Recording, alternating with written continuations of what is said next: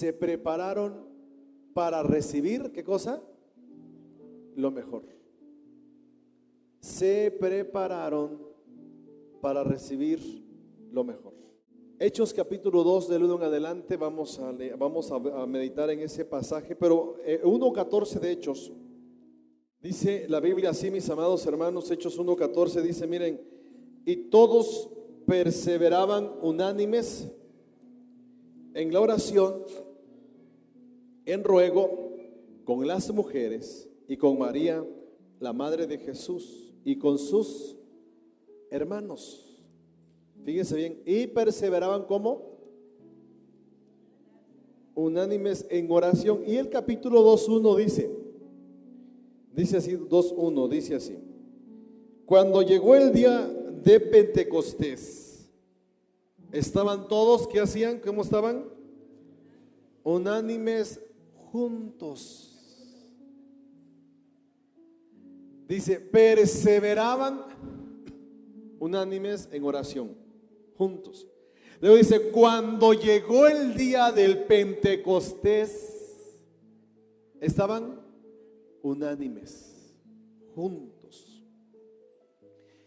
Yo hoy le voy a hablarles sobre, se prepararon para recibir, ¿qué cosa? La promesa. El peligro de muchos cristianos, hermanos, es no saber cuándo la promesa se está cumpliendo. No deberíamos confundir las bendiciones de Dios con la suerte. Porque muchos piensan que suerte, no dicen qué suerte tuviste, qué suerte la mía, qué suerte tuvimos. Hermanos, Dios no se mueve a través de la suerte, sino a través de sus promesas. ¿Sí me explico? Miren, podemos estar viviendo el día peor de nuestras vidas, pero si ese día Dios lo forjó, lo creó para darte la bendición que esperabas, Dios te la va a dar a pesar de las circunstancias. Dios no es un Dios circunstancial. Dios es un Dios que tiene todo ya estructurado y se mueve en tiempo y en forma. ¿Lo creemos? Sí, hermanos, Dios se mueve así. Dios se mueve así. Dios no se mueve en base a lo que nosotros pensamos o sentimos o pasamos. Dios se mueve a través de un propósito, de algo ya divinamente estructurado. Por eso les vuelvo a repetir, el peligro de muchos cristianos es no saber cuándo la promesa se está cumpliendo.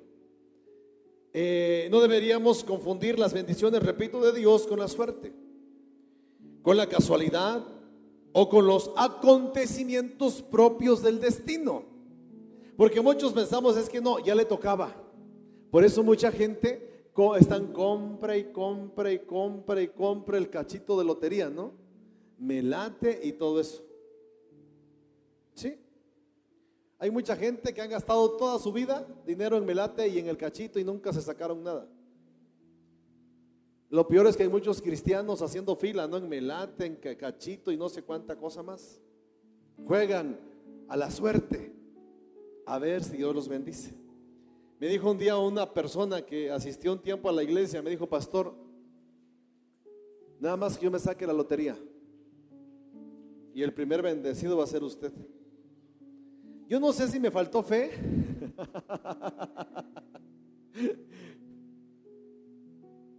o no le creía a él. Pero yo le dije, el problema contigo es que esperas tener algo para ser fiel y no eres fiel en lo poco, porque eso es bíblico. El que es fiel en lo poco será fiel en lo mucho. ¿Tú crees que alguien que no es fiel en lo poco, cuando tenga mucho, va a serle fiel a Dios? No. Por eso a muchos Dios no les da o no nos da muchas cosas, ¿no? Porque nos haría a veces ladrones más grandes. La promesa. ¿Qué esperaban los discípulos, hermanos? ¿Qué les había dicho Jesús? ¿Que enviaría qué? Una promesa. Ellos se prepararon para recibir ¿qué? La promesa. no se vayan de Jerusalén, sino esperen ¿qué cosa? La promesa.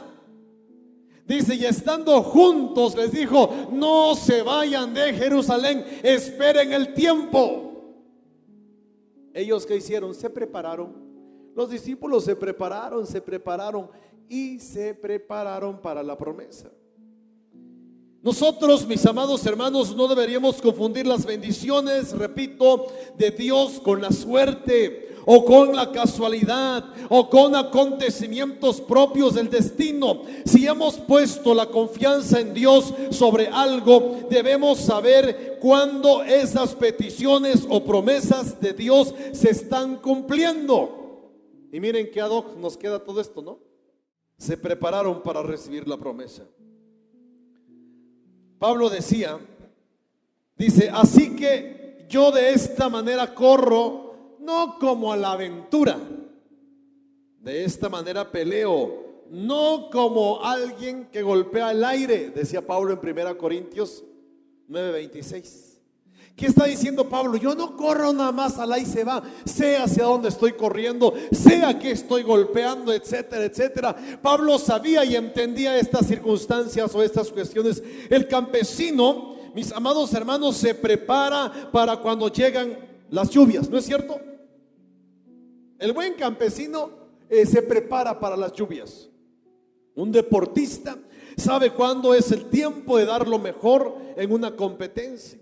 Una mujer espera y se prepara para la llegada de su bebé, ¿o no es cierto? Se preparan. La iglesia de la misma manera debería prepararse, mis amados hermanos, para cuando las promesas del Señor se están cumpliendo. Y deberíamos decir como Ana dijo, por este niño oraba y Jehová me lo concedió. Primer libro de Samuel, estaba diciendo Ana, estaba orando Ana cuando viene con el Cana y dice, por este niño oraba. Cuando viene, perdón, ante el sacerdote Elí. Por este niño oraba. ¿Usted sabe cuándo la promesa de Dios llega? ¿Sabe cuándo Dios le está contestando? Tenemos convicción de parte de Dios en nuestros corazones cuando sabes que es Dios quien te puso eso o aquello o a él o a ella. Porque ustedes deben estar jóvenes orando y diciendo, por esta mujer oraba, por este varón oraba. ¿Sí me estoy explicando? No vayan a decir después, es que creo que me equivoqué, no era él, era el otro, y ya te arruinaste la vida, ¿no? Sí, tenemos que estar conscientes. Ana dijo, por este oraba. No pedía por otro, por este oraba. Por este niño oraba, por este niño clamó. Supo cuando ella concibió. ¿Se acuerdan? ¿En qué momento concibió a Ana? ¿Saben que Ana concibió antes de que el Cana se llegara a ella? ¿Sabe cuándo concibió Ana? Ana concibió cuando oró, derramó su alma delante de Dios y le dijo, Señor, si tú me dieres un varón, Señor, un niño varón, si tú me lo das, Señor, yo lo voy a dedicar todos los días de su vida a tu servicio. No pasará navaja sobre su cabeza, Señor, no será un borracho, no será un bebedor de vino, Señor, lo voy a dedicar a ti. ¿Y saben qué hizo Ana después de que oró? Se levantó, ya se fue a casa, ya no estuvo más triste y comió. En ese momento Ana tenía la convicción de que Dios había oído su oración. ¿Se preparó Ana? Sí. Ana dice, por este niño oraba, por esta carrera oraba, por esta familia oraba, por este trabajo oraba, por esta bendición oraba, por este objetivo oraba, por esto yo oraba. ¿Sabes hacia dónde vas? ¿Sabes qué es lo que quieres en esta vida, mi hermano, mi amado? ¿O eres de los que dicen, a ver qué sale, no? Miren, hermanos, los discípulos se prepararon. Jesús les dijo, no se vayan de Jerusalén, esperen la promesa. Esperen la promesa. Ellos se prepararon para recibir ¿qué cosa? La promesa. Se prepararon para recibir ¿qué? ¿Ya está preparado usted? ¿Cuántos están preparados para recibir la promesa de Dios? ¿Ya estás preparado para recibir la promesa en tu familia? ¿Preparado para recibir la promesa en tus estudios, en tu carrera, en tu profesión, en tus decisiones? ¿Ya estás preparado? Creo que se los he repetido y alguna vez ustedes lo han visto, la película de Venciendo a tus gigantes, ¿no? Derribando a tus gigantes, ¿cómo se llama la película? Desafío de gigantes. ¿Se acuerdan cuando un viejito, un ancianito entraba todos los días allí a orar en el casillero del equipo de fútbol americano? Y se presenta el entrenador y dijo: ¿por qué oras todos los días? Dice: porque yo sé que vendrá un tiempo de gloria y tú, entrenador, has estado pidiendo. Él le preguntó: ¿estás preparado para la victoria? Y le cuento una anécdota de dos campesinos que oraban por lluvia. Los dos oraron por el mismo momento por la lluvia, dice, pero uno, después de orar, fue y empezó a preparar la tierra. Y el otro se fue a su casa a esperar que lloviera. Y le pregunta: ¿cuál de los dos eres tú? ¿Del que ora y va a preparar la tierra, o del que ora y se va a su casa a esperar que llueva para que prepare la tierra?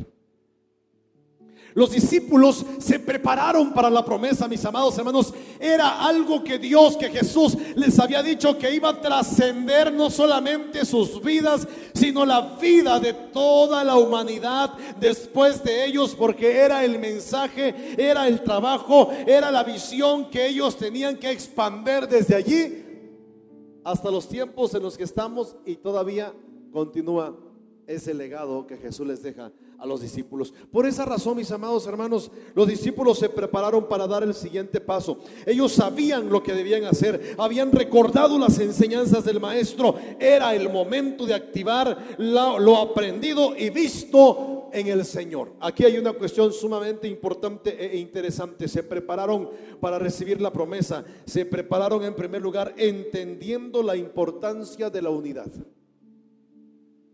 ¿Cuán importante es la unidad? 1:14, ¿qué dice? ¿Lo pueden leer en voz alta? Y todos estos perseveraban como unánimes y en el ruego y en las oraciones. Pero lo primero es: perseveraban como. Miren, hermanos, esto es importantísimo. El sismo emocional que habían sufrido ya había quedado atrás. ¿Se acuerdan de los discípulos después de la crucifixión de Jesús? ¿Cómo ya han estado? Emocionalmente desequilibrados, desubicados, con miedo, con duda, con desesperanza y cuantas cosas más. Pero ya habían transcurrido algunos días y ya era el tiempo en el que ellos se tenían que preparar. Dice la Biblia que regresaron en el capítulo 1 de Hechos. En el versículo 13 dice: y entrados subieron al aposento alto. Todos regresaron de donde Jesús los había dejado y regresaron al lugar donde Cristo los quería tener. El sismo emocional que habían sufrido ya había quedado atrás. Ya no estaban perplejos, atemorizados o con el sentir de regresar atrás. Ahora ya estaban habilitados emocionalmente y comprometidos una vez más con el Señor. ¿Me explico? Yo no veo a un Pedro por ahí diciendo: bueno, ya me voy a pescar otra vez, ¿cuántos quieren ir conmigo? Ya no.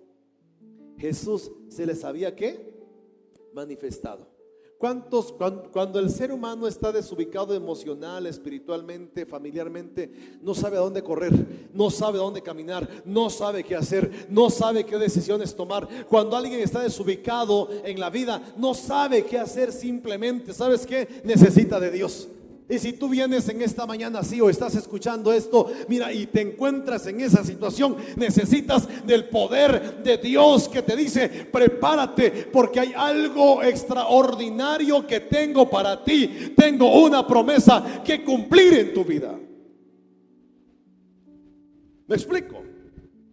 Aquí es importante, mis amados hermanos, que entendamos esto, porque dice la Biblia que estaban juntos, unánimes en oración. Regresaron todos, me gusta esto, al aposento alto.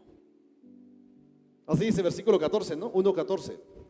Regresaron todos, dice, y perseveraban unánimes en oración y ruego con Jesús. Digo, con las mujeres. Pero en el versículo 13 dice, en el versículo 13, y entrados subieron al ¿dónde? Al aposento. ¿Qué había pasado en el aposento alto hacía unos días? Unos, ¿qué les parece? 40 días atrás. Habían cenado con Jesús. La última cena. Ojo con esto. Después de la crucifixión, ¿a dónde se fueron los discípulos? ¿Dónde se escondieron? ¿En el aposento alto? No, es muy probable que no estaban en el aposento alto. Es muy probable. O si estaban en el aposento alto, no estaban orando. Llegaron a refugiarse. Pero es muy probable que no estuvieran en el aposento alto. Aquí la cuestión es que regresaron al aposento alto. Es muy probable que en sus pensamientos traían muchas cosas que quizás no comprendían, pero sí tenían algo muy bien en claro. Debían esperar y prepararse para la promesa. Subieron al aposento alto, mismo lugar donde el Señor y ellos habían tomado la última cena. Lucas 22, 7 al 12 dice: llegó el día de los panes sin levadura, en el cual era necesario sacrificar el cordero de la Pascua, y Jesús envió a Pedro y a Juan diciendo: id y prepararnos la Pascua para que la comamos. Ellos le dijeron: ¿dónde quieres que la preparemos? Él les dijo: he aquí, al entrar a la ciudad os saldrá al encuentro un hombre que lleva un cántaro de agua. Seguidle hasta la casa donde entrare y decid al padre de familia de esta casa: el maestro te dice, ¿dónde está el aposento donde he de comer la Pascua con mis discípulos? Entonces él les mostrará un gran aposento alto ya dispuesto, prepárenlo allí. Los discípulos, Jesús les dice: miren, yo voy a traerles la promesa. Van a ser llenos, investidos del poder del Espíritu Santo. Cuando yo me vaya, Él va a venir y ustedes tranquilos, no se preocupen, me van a hacer testigos en Jerusalén, en Samaria y hasta lo último de la tierra. No se preocupen, yo voy a estar con ustedes todos los días hasta el fin del mundo. Tranquilos, hagan lo que les dije que hagan, yo voy a estar con ustedes. Y Jesús se va al cielo. Ellos regresan y se van ¿a dónde? Al aposento alto, a orar, a estar juntos. Habían entendido la importancia, mis amados hermanos, de estar juntos. Y eso es importante. Hermanos, unámonos en la visión que Dios nos ha dado. Caminemos hacia adelante y veremos cosas gloriosas de parte de Dios. Veremos cómo Dios se va a glorificar en nuestras vidas. Y algo extraordinario, sin duda alguna, Dios lo hará. No tengas miedo. Si tú ya estás preparado para lo que viene, no tengas miedo. Yo no sé cuántos están preparados para lo que viene, porque hay que prepararse. Yo me acuerdo cuando Belén nació, nosotros estábamos bien chamacones, bien jóvenes, ¿no? Y recuerdo ese día que acabamos de llegar de la tienda de autoservicio, de comprar nuestras poquitas cosas que comprábamos. Llegamos, dejamos las cositas ahí, las bolsitas. Media hora después mi esposa dice: ya. Digo: ¿ya qué? ¿Ya? Digo: ¿ya qué? Ya van a hacer. Fue el momento de más nerviosismo, de más temor, de más yo no sé qué hacer ahora. ¿Sí? Y debo salir corriendo, ¿no? Para el hospital. La pregunta es: ¿estás preparado para lo que viene en tu vida? ¿O crees que viene lo mismo? En serio, ¿cuántos creen que Dios tiene todavía algo diferente para tu vida? ¿Crees que Dios ya terminó contigo? ¿Crees que ya Dios ya se acabó todo lo que tenía para ti?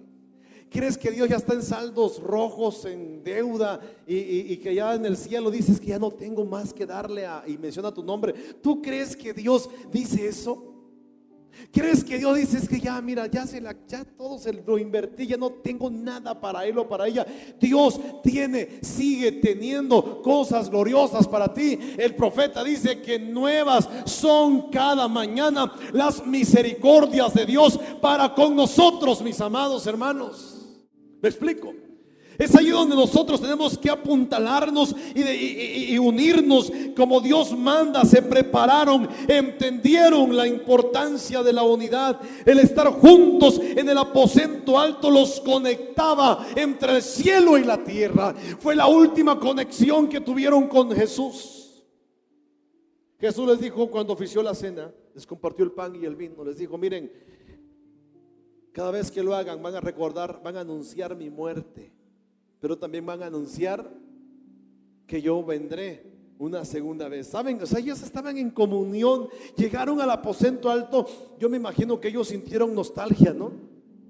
De haber estado con el maestro allí. No llegaron a otro lugar, llegaron al lugar donde podían tener conexión con lo que representaba Jesús en sus vidas.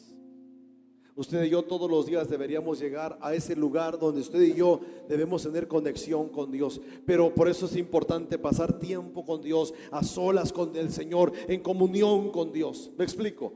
Pero aquí ellos entendieron la importancia de estar juntos, unidos. Hermanos, como iglesia, Dios va a seguirnos dando cosas gloriosas. Caminemos juntos, aunque nos cueste. Somos diferentes. Pensamos diferentes, actuamos diferentes, hemos sido formados de manera diferente, pero aún así Dios nos ama. ¿Sí? Y si Dios ama al hermano, yo tengo que amar al hermano. Y como Dios me ama, Él me tiene que amar o debe amarme. Juntos. Miren, hermanos, entendieron la oración del Señor en Juan 17, que sean uno, para que el mundo crea. Este proceso no es fácil. Ellos tuvieron que vencer sus temores, sus diferencias, sus posiciones, sus temperamentos, etcétera, y decidieron permanecer juntos por un propósito, permanecer juntos por una visión, permanecer juntos por lo que Dios les había encomendado. Jesús les había dicho: y en esto conocerán que son mis discípulos, si tuvieren amor los unos con los otros. Y en esto van a conocer el mundo, que Dios me envió, que ustedes sean uno como yo y el Padre somos uno. Una segunda cuestión: se prepararon para recibir la promesa. Se prepararon porque entendieron la importancia, fíjense, de la oración. ¿Cuántos hemos entendido la importancia de la oración? ¿Qué es la oración? ¿Saben ustedes que es una de las prácticas o de los mandatos menos practicados por muchos cristianos? La oración. Y la oración debe ser lo que nos mueva a nosotros. El buscar del Señor, el buscar de Dios, mis amados hermanos. Aquí hay una cuestión interesante e importante. Capítulo 1:14 y 2:1. En el 1:14 dice así, miren: y perseveraban unánimes, o sea, juntos. Pero también dice, perseveraban ¿en qué? En oración, en oración, en oración. ¿Perseveraban en qué? En oración. Miren, aquí hay una cuestión: perseveraban en la oración. La tarea y la ocupación de la iglesia debe ser orar y accionar.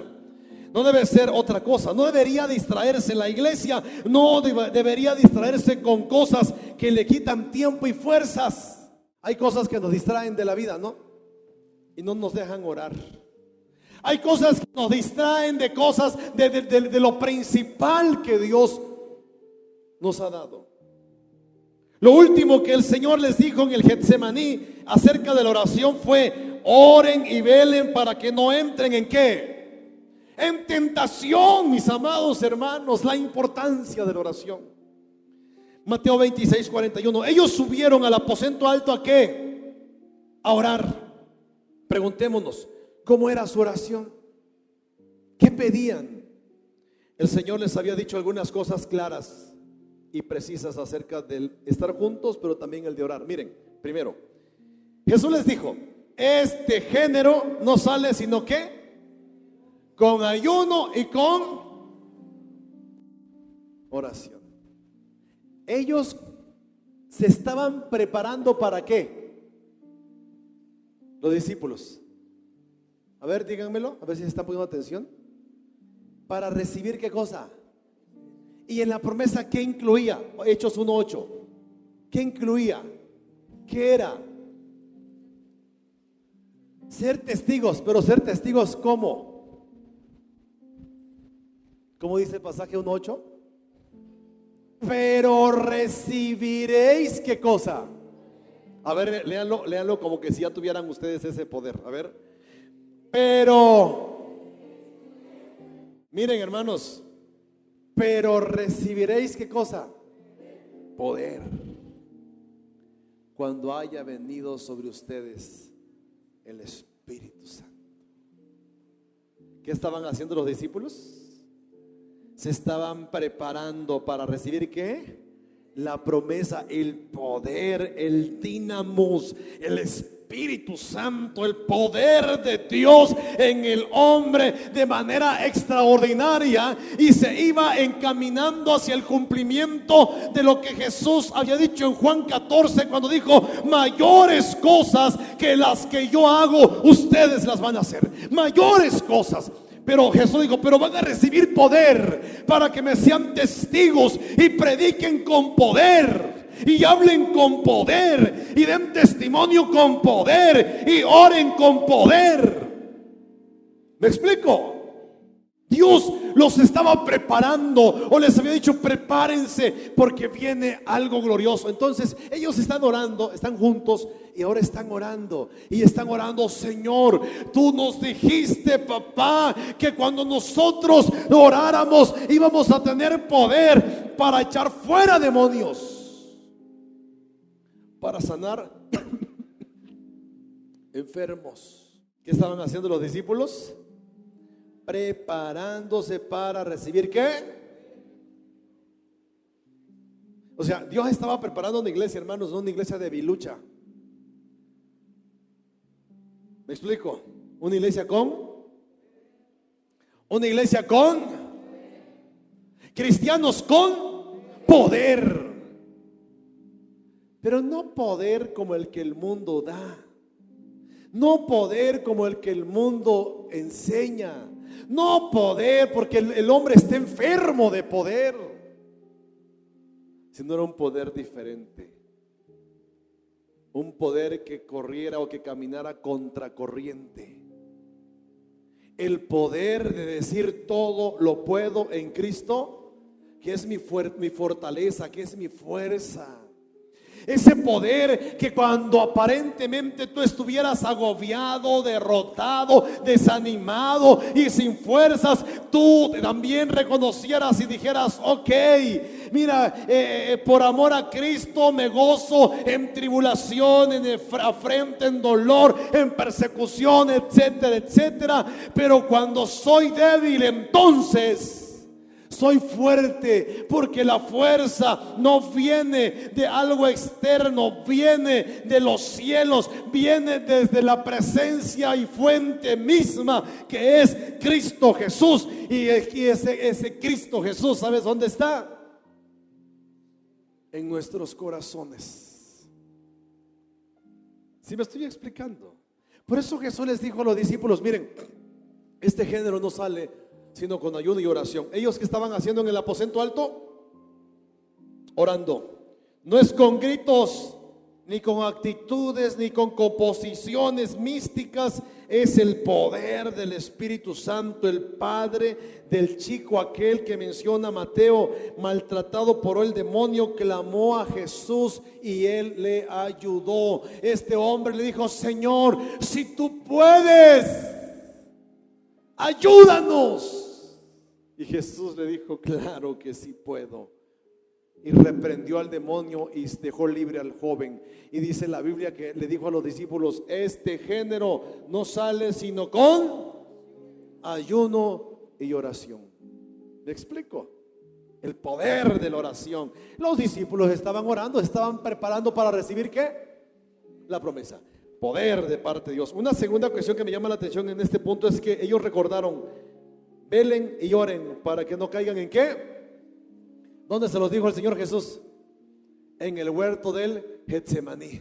Jesús los invita a orar. ¿Qué pasa con los discípulos? Se duermen. Jesús después les dice: miren, velen y oren para que no caigan en tentación. Por eso debemos estar en constante comunión con Dios, orando. Y podemos ser tentados en muchas áreas. Podemos ser tentados en la parte sexual, podemos ser tentados en la parte de honestidad, podemos ser tentados en la parte de ¿qué? ¿En qué áreas?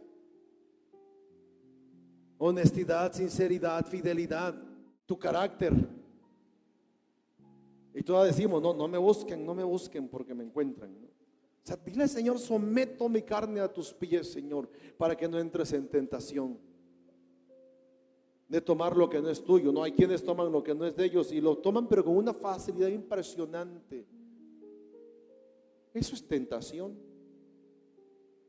O sea, te puede llegar la tentación, Pero si lo sometes en oración, la palabra dice: resiste el diablo y él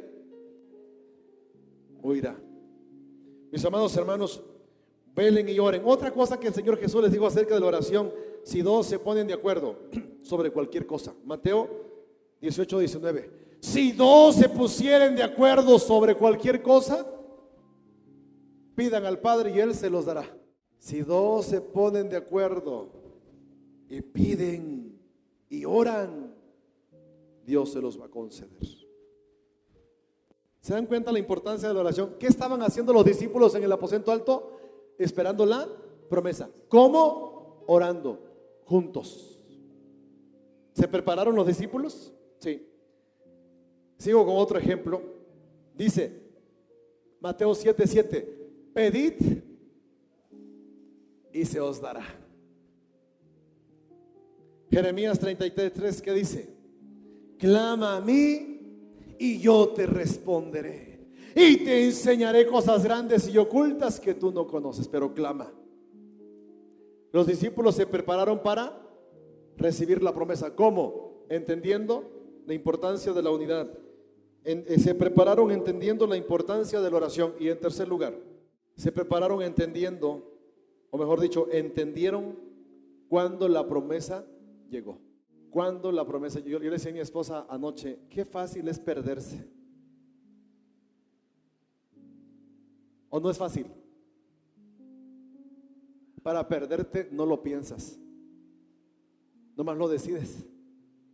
La vida es de dos caminos. Anoche que los matrimonios tuvimos una reunión muy bonita en la tarde noche, fuimos a Las Truchas y salgo, llego a San Matías, digo, allá van, vi una luz entre la oscuridad.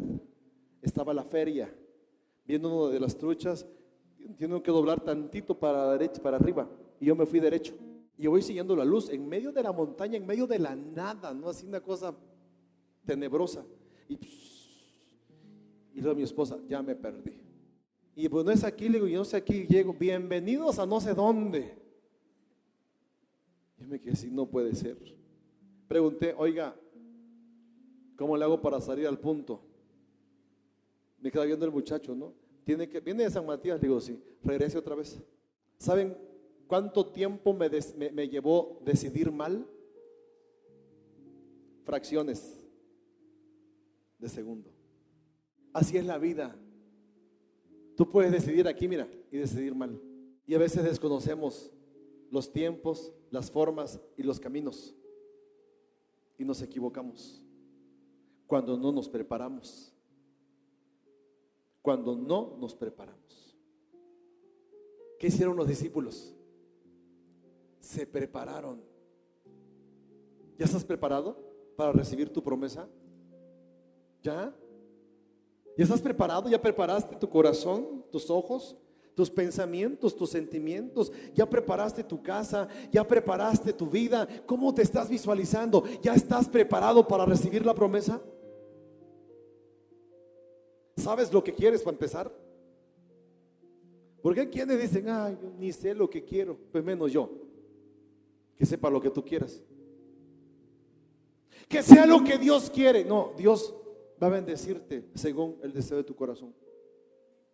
Deleítate a sí mismo en Jehová y Él te concederá las peticiones de tu corazón. Me estoy explicando, hermanos. Los discípulos no se sentaron y dijeron: ay, bueno, Dios dijo que nos va a bendecir. A ver, ¿cuándo pasa? ¿Qué hicieron? Oraron, perseveraron, unánimes, juntos, todos los días. Pasó un día y se prepararon. Dijeron: hermano, bendiciones, mañana nos vemos. Pasó otro día: hermano, bendiciones, mañana nos vemos. Y siguieron orando, se siguieron unificando. Y llegó el día del Pentecostés. ¿Y saben que el Pentecostés era la fiesta de la cosecha? 50 días después de la Pascua venía la cosecha. Qué hermoso. Qué hermoso. Dios no pudo haberles dado la promesa a los discípulos en el día de la cosecha, en el día del Pentecostés. Estaban 2-1. Voy a ir terminando. 2-1.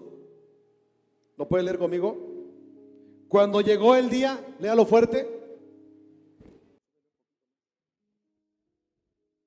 Léanlo fuerte, ¿qué dice?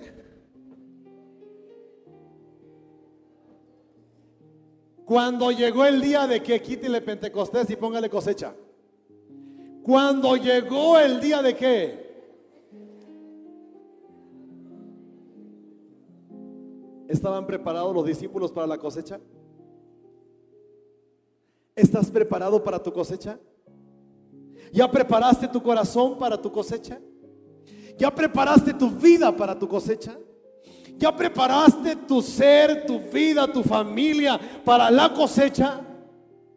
Yo he estado orando y he dicho: Señor, la iglesia está preparada para que nos des lo que tienes para nosotros, Señor. Yo se lo he dicho. Sí. Le dijo su tío a Esther: mira, quién sabe si no para este momento Dios te ha puesto para ser reina.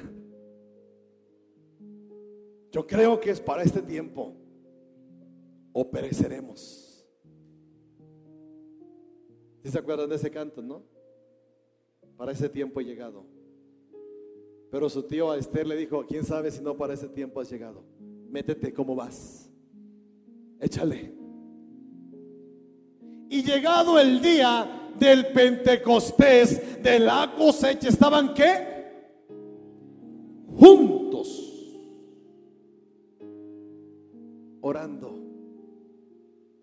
Los discípulos entendieron, voy a cerrar esto, entendieron cuando la promesa llegó.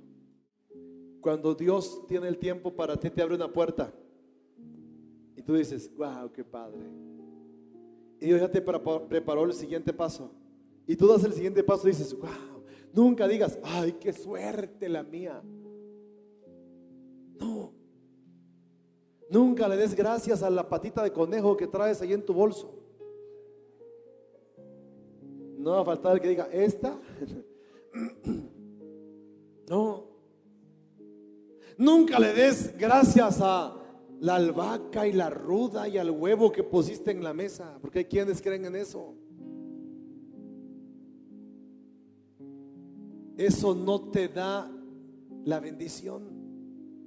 Quien te la da es Dios. Amén. ¿Quién te la da? Dios. Aquí la pregunta es: ¿estás preparado? ¿Sabes que es el tiempo de tu promesa, del cumplimiento de tu promesa? Yo no sé por qué has orado, pero sin duda alguna has orado por algo.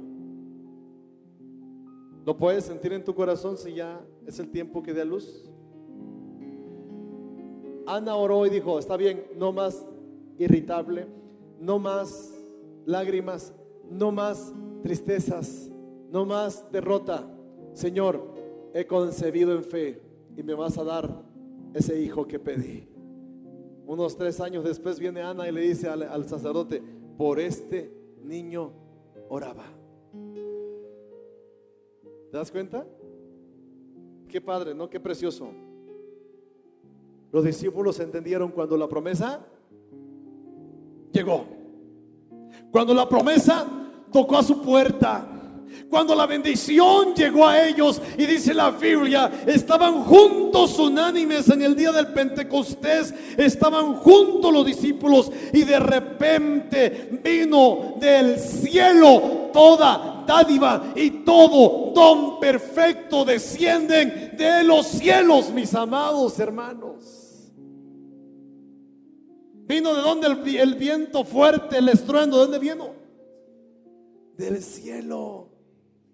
El salmista decía en el Salmo 121: alzaré mis ojos a los montes, y preguntaba él: ¿de dónde vendrá mi socorro? Y él mismo contestaba y decía: mi socorro viene de Jehová, que hizo los cielos y la tierra. La bendición de Dios para con nosotros no viene de acá, no viene de acá, viene de los cielos. Amén. Vino la promesa, ¿de dónde? Del cielo.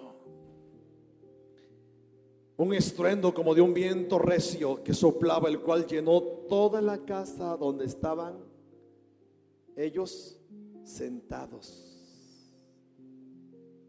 Qué padre. Sin duda alguna, ellos no se sorprendieron cuando la promesa llegó. Ellos se habían preparado. Ellos, mis amados hermanos, sabían que era el tiempo, que tenían que prepararse aún más, claro que sí. No sería fácil, pero sí posible.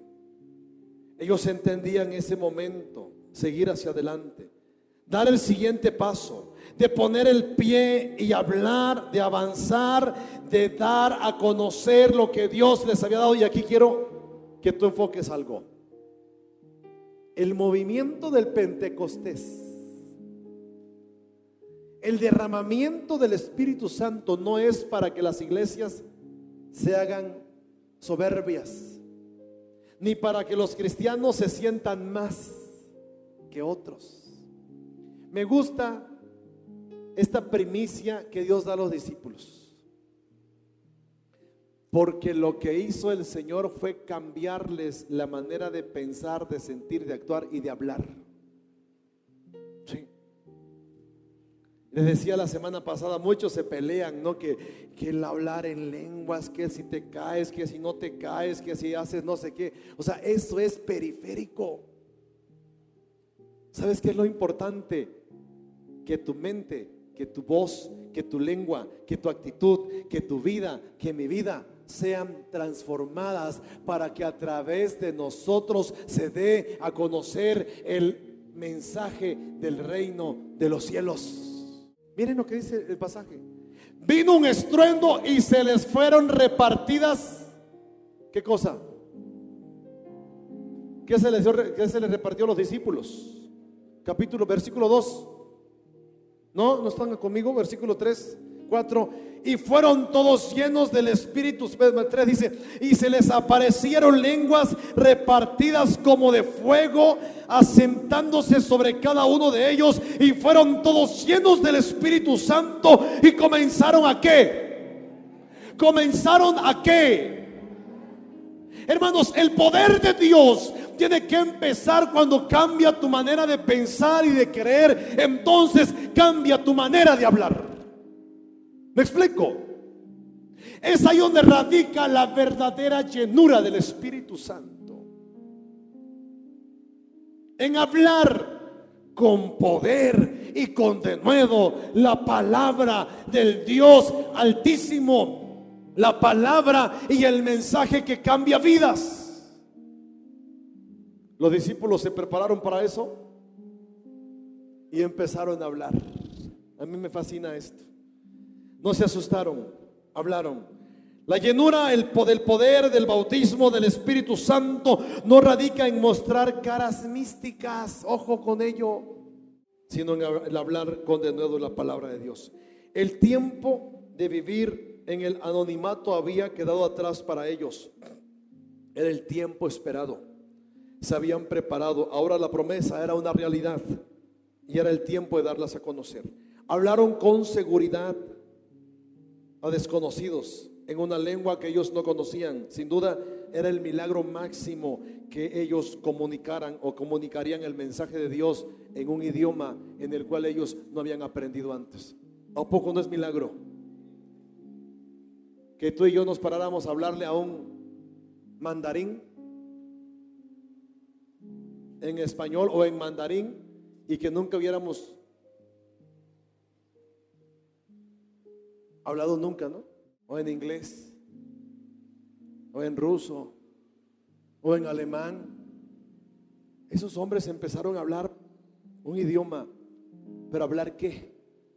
Aquí la pregunta, lo más raro o lo más extraordinario, mejor dicho, no sería el idioma.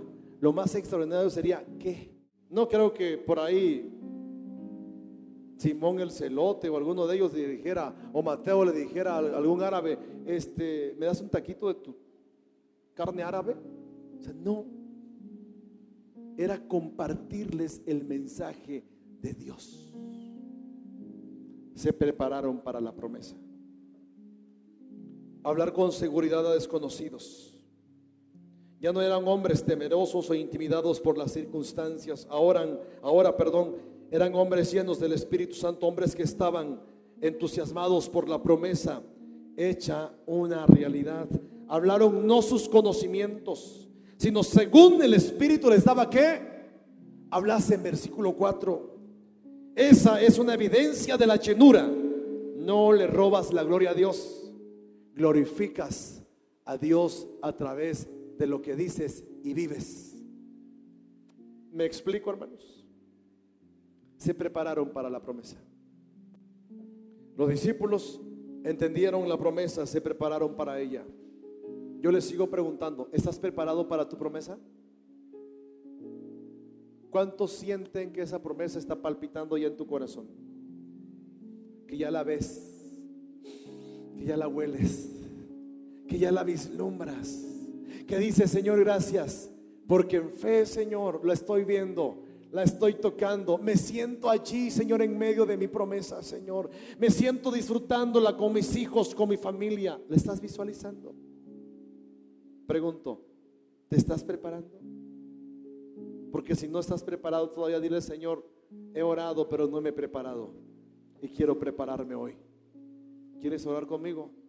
¿Quieres decirle: Señor, me quiero preparar para eso que me estás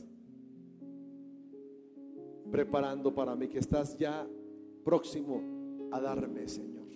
¿Qué es? ¿El fin de tu carrera, de tus estudios? ¿Qué es? ¿Un trabajo mejor, más remunerado? ¿Una bendición extra en tu trabajo? ¿La salud en tu cuerpo? ¿La bendición en tu familia? ¿Qué es? Tú dile: Señor, tú sabes qué es, Señor, y me voy a preparar más, papá. Padre celestial, aquí estamos, Señor, delante de tu presencia. Gracias porque tú eres bueno, porque para siempre, mi Dios, es tu misericordia. Te alabo y te exalto, Señor, porque eres grande, porque eres majestuoso, porque tú eres poderoso, Señor. Te alabamos, bendecimos tu nombre y gracias, Señor, porque podemos confiar en ti. Aquí estamos preparándonos para la promesa. Señor, queremos que esta semana tú cierres esa promesa que ya vemos más claramente para nuestra iglesia, que no haya ningún estorbo. Creemos que eres tú, Señor, moviéndose en todo. Nos ponemos en tus manos y creo, Padre, que tú te vas a glorificar. En el nombre de Jesús, yo te doy gracias, te alabo y te exalto, Señor. Santo eres tú, bendito eres. Bendice a la iglesia, bendice a cada persona que oyó esta palabra. Que tu presencia, que tu bendición esté sobre ella. Que cada uno nos preparemos para lo que viene, Señor, para la promesa. En el nombre de Jesús te damos gracias ahora y siempre. Sé con nosotros, bendito Dios.